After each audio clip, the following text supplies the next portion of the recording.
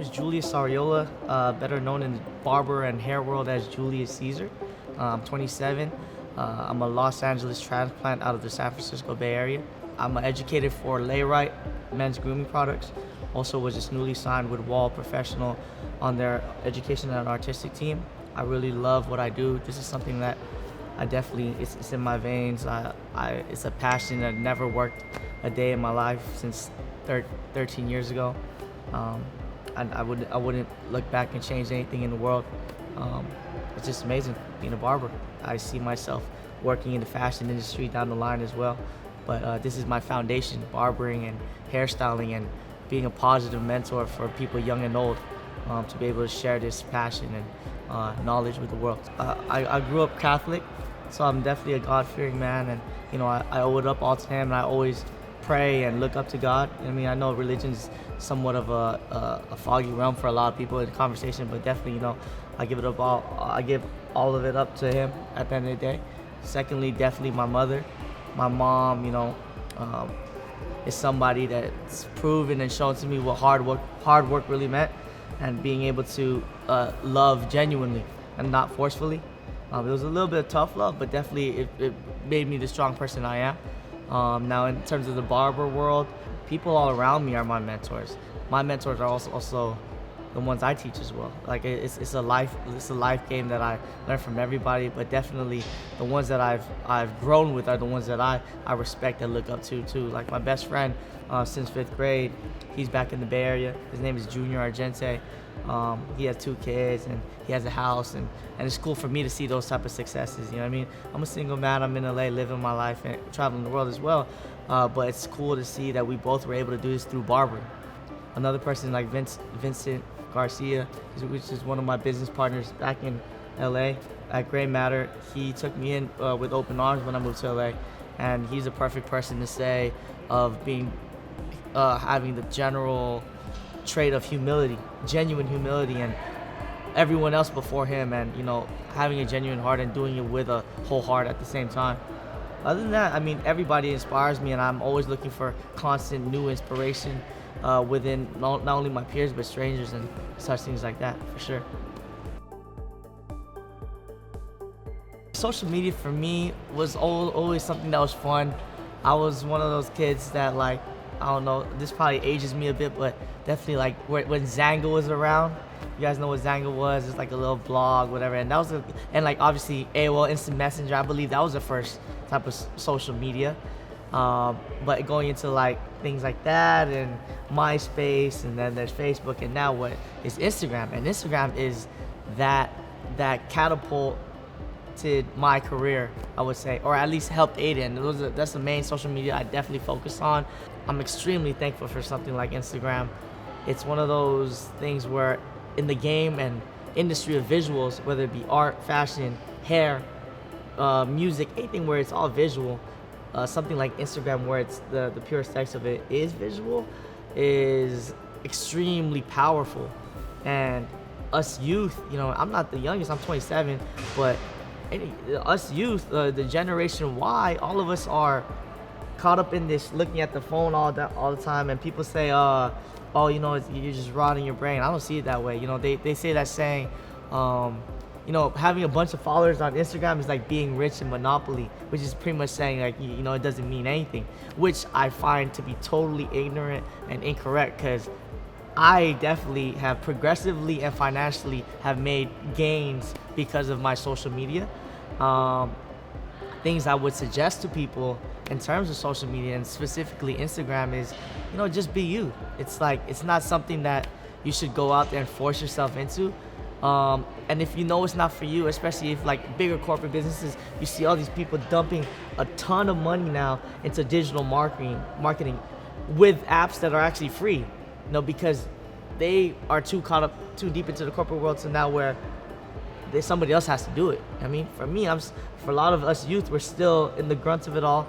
We're on the front lines, and we know this, and our literacy in it all is something that speaks volumes to now the masses, and people have to understand like something like Instagram is pivotal, and the way you use it is looked upon. Now, I'm not a celebrity, I'm not anybody big, but I've definitely made my gains within the industry, And because of that, I understand not only am I under a microscope, but there's definitely like eyes on me. So everything I do matters. Every post I post matters. My page is not a barber page. I don't call it a barber page. It's not Julius Caesar the barber. It's Julius Caesar. I feel like, now I was named after Julius Caesar, so it's not like I'm faking the funk, but I feel like I'm a brand, and because of my brand, I got to keep brand integrity. There's things that should and shouldn't be on Instagram, should and shouldn't be on Snapchat, should and shouldn't be online, period. Because you put on anything online, that's there forever, even if you hit the delete button. There's ways where they could pull that up. We all know that with any type of scams or like scandals you see that pop up on the TMZs or media, things like that.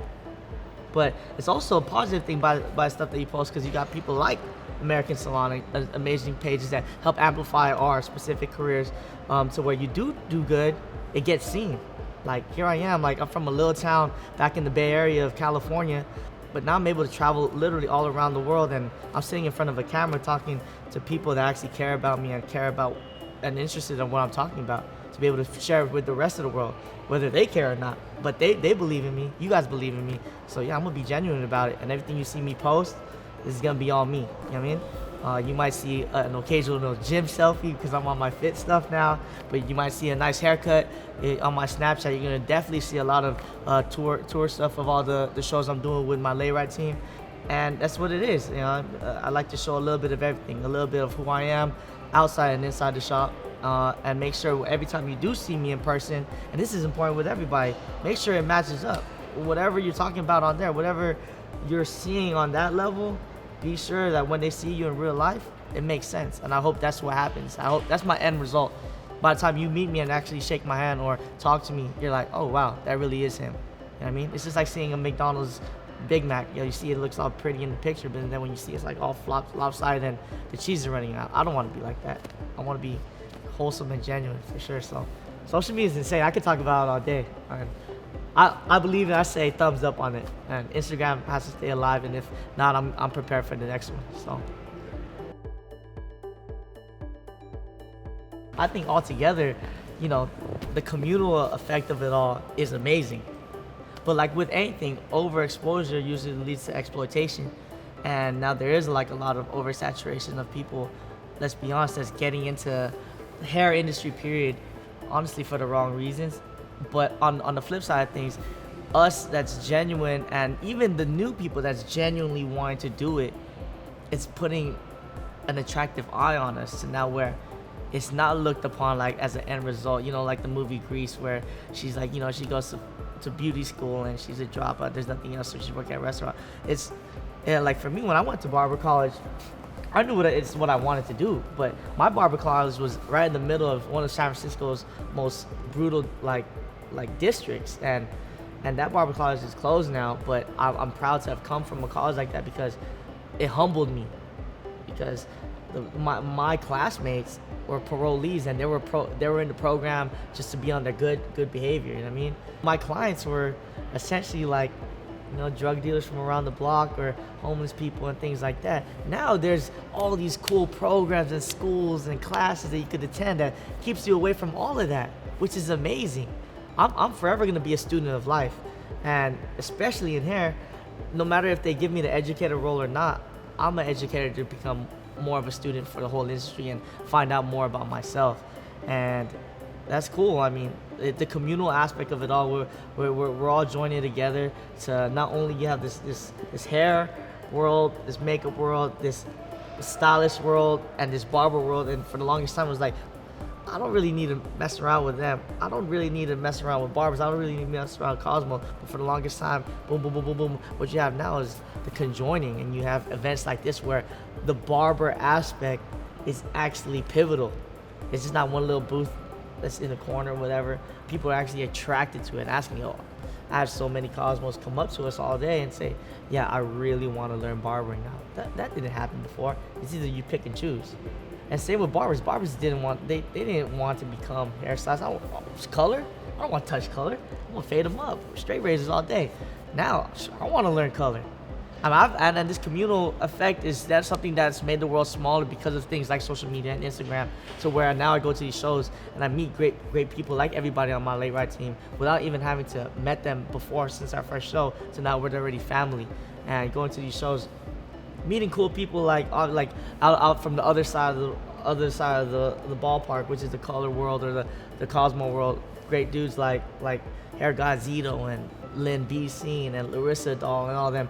And like we're all at the bar at the hotel hanging out. And already, although I haven't met all of them all like that before, when I see them, they see me, and it was already love. And I think that's what's really important about it. There's no competition. It's all love, and the only competition is truly should be with yourself.